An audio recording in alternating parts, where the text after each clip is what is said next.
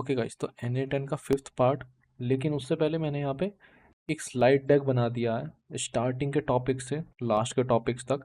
बहुत ज़्यादा easy way में आप समझ में आएगा विद डेफिनेशंस एंड डायग्राम। ठीक है, तो मैं एक रिकैप दे देता हूँ, उसके बाद हम लोग फिफ्थ पार्ट पे जाएंगे जो कि है जेसन स्ट्रिंग के बारे में। ठीक है, तो चलो स्टार्ट करते हैं।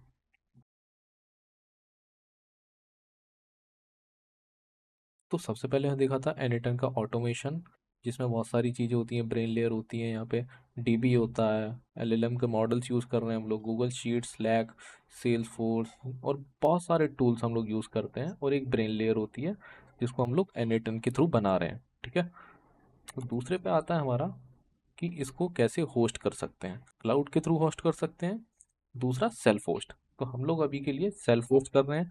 इसकी कुछ कॉन्फ़िगरेशन भी मैंने दे रखी है डॉकर के थ्रू। और तीसरे में हम लोग आ जाते हैं कि एनाटॉमी ऑफ ऑटोमेशन। ठीक है, तो इसमें हम लोगों ने बात करी थी ट्रिगर्स के बारे में, क्या क्या ट्रिगर्स होते हैं, एनी टाइम का बॉट हम लोग कैसे रन करा सकते हैं, चैट ट्रिगर के थ्रू, मैनुअल ट्रिगर, या फिर किसी वेब हुक का यूज़ करके। ठीक है, या फिर कोई शेड्यूल ट्रिगर भी हम लोग यूज़ कर सकते हैं। बहुत सारे हमने यहाँ पे देखे थे, यहाँ पे मेंशन भी है।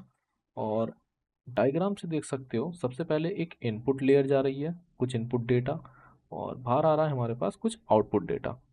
ठीक है, और बाकी यहाँ पे सारा डायग्राम दिया हुआ है, एक बार गो थ्रू कर लेना, मैं इसको अपलोड कर दूंगा। उसके बाद देखा था construction of AI finance bot, जिसमें हम लोगों ने एक चैट ट्रिगर यूज़ किया है। चैट ट्रिगर के बाद एक AI लेयर यूज़ करी थी, जिसमें हम लोगों ने ओपन राउटर का LLM बॉट यूज़ किया है। एंड देन हम लोगों ने यूज़ किया है सर्च टूल। ठीक है, बाद में आउटपुट दे दिया हमारे बॉट ने। कुछ हम लोगों ने प्रॉम्प्ट भी यूज़ करे थे। उसके बाद अपना एनालाइज कुछ गोल्ड के थ्रू कर रहे थे हम लोग बात। उसी का ही हमने बात करी थी HTTP नोड्स की।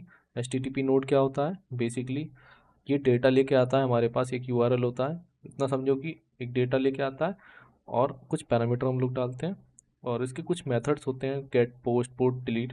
वो एक अगली वीडियो में बनाऊंगा, जिसको बहुत अच्छे से समझ जाओगे। Main topic mastering data flow, Jason and expression.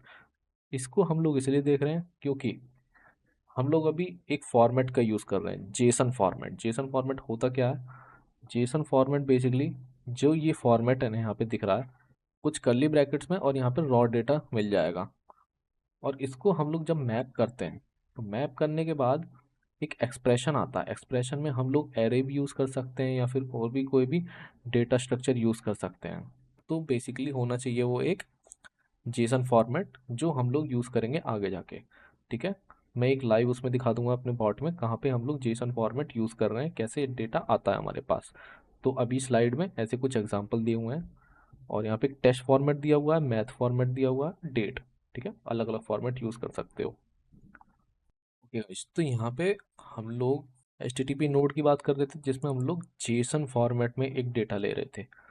तो यहाँ पे पहले से ही याद होगा, अल्फा वेंटेज का हम लोग एक API यूज़ कर रहे हैं, जिससे हमको एक जेसन में डेटा मिल रहा है। जेसन में बहुत सारी चीज़ें मिल जाएंगी, यूरो USD का सारा डेटा, ओपन, हाई, क्लोज, लो, हर एक डेट के हिसाब से डे वाइज मिल जाएगा। तो ये जो फॉर्मेट है, ये जो फॉर्मेट हमारे पास आ रहा है, इसको कहते हैं हम लोग जेसन। ठीक है, जेसन स्ट्रिंग, इसको हम लोग आगे यूज़ करेंगे। ठीक है, तो इस वीडियो में जेसन स्ट्रिंग क्लियर हो गई, एक्सप्रेशंस क्लियर हो गए। नेक्स्ट में मिलते हैं। ठीक है, तब तक के लिए कुछ भी डाउट है मेल कर दो या व्हाट्सएप कर दो।